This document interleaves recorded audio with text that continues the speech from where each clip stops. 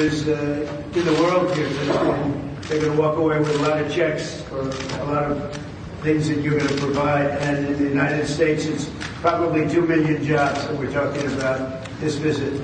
So, number one, I like visiting with you, and we've known each other very well, and I really believe we like each other a lot. And number two, for the United States, we've brought tremendous investment in and tremendous jobs, and we'll continue to service your great country. As you know, we have the biggest business leaders in the world here today. They're going to walk away with a lot of checks for a lot of things that you're going to provide. And in the United States, it's probably 2 million jobs that we're talking about this visit.